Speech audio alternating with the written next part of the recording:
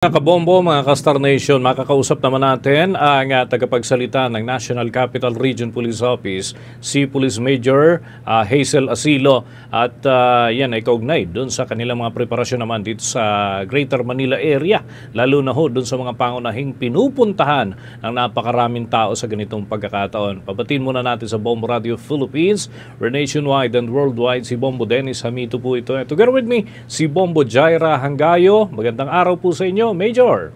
Sa ating mga taga-subaybay po, magandang araw po sa inyo. Ayun. Oo.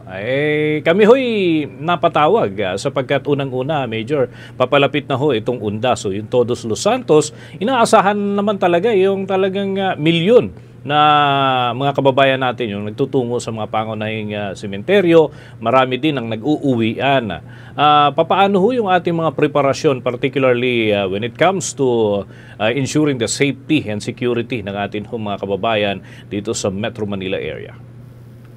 Kami po dito sa NCRPO ay ganap ng naghahanda para po sa UNDAS 2025. Nagsimula na po yung ating koordinasyon sa mga local government units, iba't ibang ahensya at mga organisasyon na para po sa mga aktibidad na magaganap sa UNDAS 2025. Ang ating pong contingency plans ay na-activate na rin at nakalatag na ang deployment sa mga critical na lugar tulad ng sementeryo, terminal, simbahan at iba pang mga matataong lugar. Tinitiyak din po natin na sapat ang bilang ng mga personnel na gagamitin para po sa mas epektibong operasyon.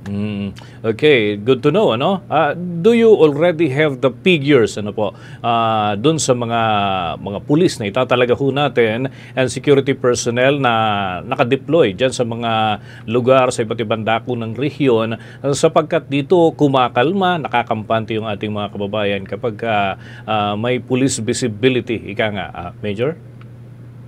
Para po dito sa amin sa National Capital Region, meron po tayong kabuang 8,575 na police personnel na i-deploy para po tiyakin ang seguridad, kaayusan at kaligtasan ng publiko. Meron po tayong 8,323 na mga tauhan mula po sa ating 5 police districts. Ganun din po, meron tayong 252 mula sa mga support units. Magbibigay din po ng kaukulang nilang mga deployment or dagdag na puwersa. Ito pong ating mga other allied agencies gaya po ng Coast Guard, AFP, Bureau of Fire Protection, ganun din po ang MMDA, may kabuuan po itong 5,038.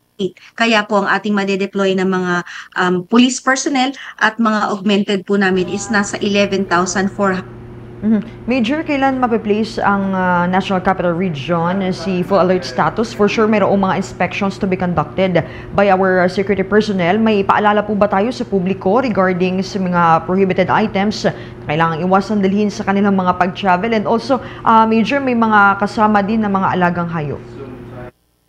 According po sa aming Acting Chief PNP, ang aming pong full alert ay magsisimula sa October 31, pero po ang aming pong deployment, skeletal deployment po namin, ay magsisimula po sa October 29. So meron na po tayo makikita mga police assistance desk, ganun din po yung mga assistance hubs sa mga terminals po.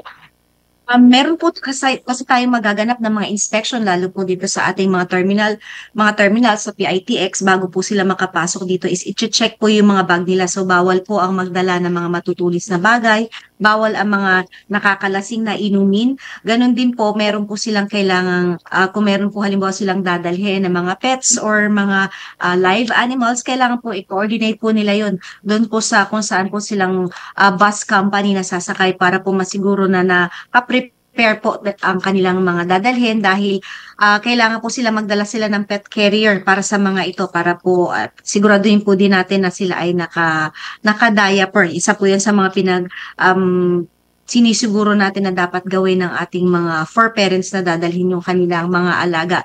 Yun din naman po, para naman po sa mga magbabiyahe, bago po tayo umalis, siguraduhin po natin na yung ating mga tahanan ay nakalock, nakasecure po para naman po hindi po tayo mag-aalala na meron pong ibang may masamang mangyayari habang po sila ay nasa kanilang bakasyon or habang.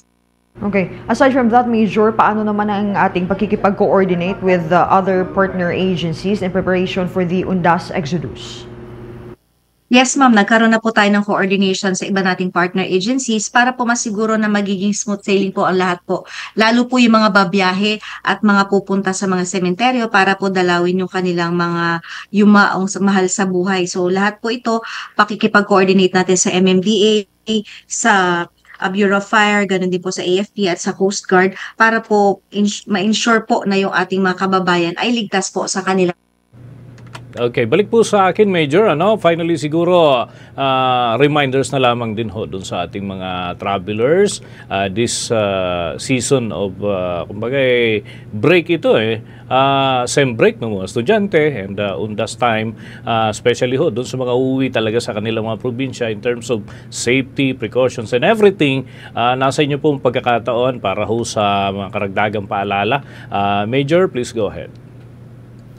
Sa mga kababayan po natin na uuwi ng mga probinsya, planuhin po natin ng maaga yung biyahe at iwasan po natin ang biglaang pag-alis. Magdala po tayo ng sapat na gamit, tubig, pagkain. Ganon din po kung hindi naman po natin kailangan magdala ng sobra-sobrang pera, wag na po natin gawin para po hindi na po tayo magka-problema at hindi na po tayo. Kasi marami pong mananamantala sa mga araw na to, gawin po natin ang pag-iingat sa ating mga kagamitan.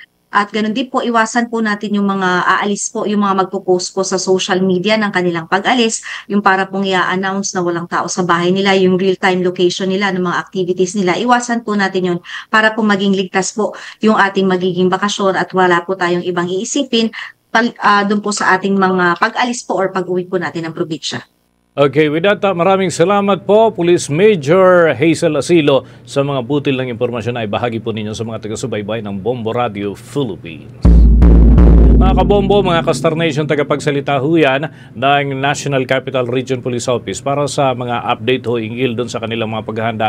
And we're looking forward na mas maging sunod-sunod pa yung ating mga update ingil ho dito sa mga preparasyon. Sana naman ay walang mga untoward incidents na maitala.